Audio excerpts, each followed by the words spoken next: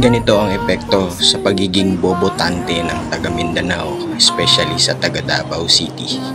Welcome nga pala dito sa Davao Coastal Road, kung saan makikita nyo ang napakalinis na sapa. Connected ito sa dagat. Makikita ang tulay na ito malapit sa Ecoland Terminal bilang madaling palatandaan. Nagawa itong proyekto na ito ngunit hindi pa tapos simula nung namuno si Pangulong Rodrigo Roa Duterte. Ang masasabi ko lang, ang tulay na to o ang coastal road na ito ay pang-international. Kung napapansin nyo, maraming bahay at establishmento. Palatandaan na nakipag-cooperate yung mga tao. Isa sa palatandaan, kapag mayroon kang malinis na lugar, mapayapa at may kaayusan, kapag magaling ang namumuno nito.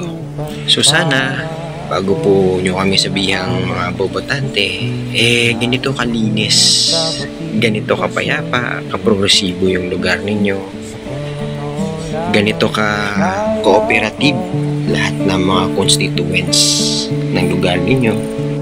Tandaan po natin, kapag mayroon po tayong magaling na namumuno, lahat po ng constituents nito gaganahan makipag-cooperate.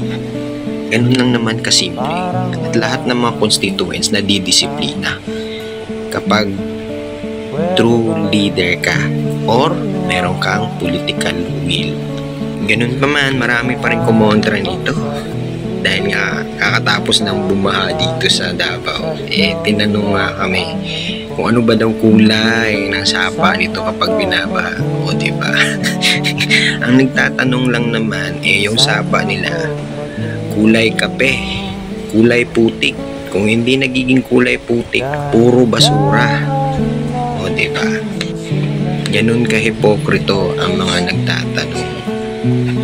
Marami din nagsasabi na napakakurap daw ng mga Duterte. Saan ba nila kinuha yung analysis nila dyan? Ano bang, ewan ko sa logic na meron talaga sila, no? Mana-mana talaga sa lahat. Mana sa amo, ganun nang kadaling sabihin yun. Sabihin na natin ganyan kakurap ang mga Duterte. Tingnan nyo yung Davao noon, tsaka ngayon.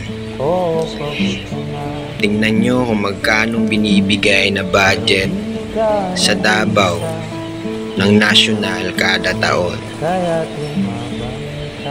Kung kurap ang mga Duterte, how much more sa lugar ninyo, lalo na sa Luzon na abonado masyado, no? Ambunansya, kumbaga, ng biyaya ng national budget.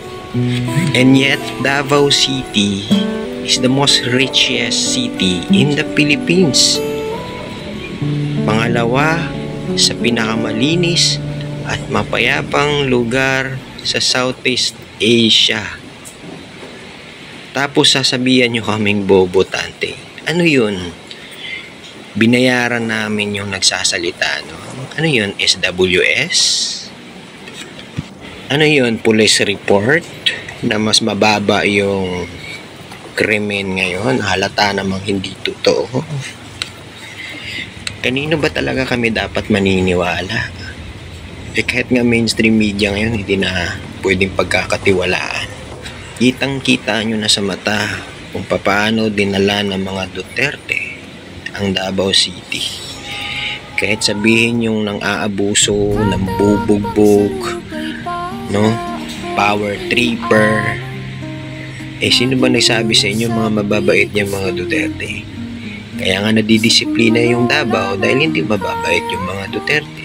Nakuha nyo ba yung puntong ibig kong sabihin?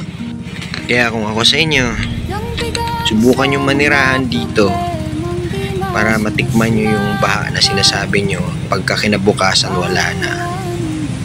At samantala, ang baha sa lugar ninyo, isang buwan hindi pa nawawala. Tagatuhod sobra pa.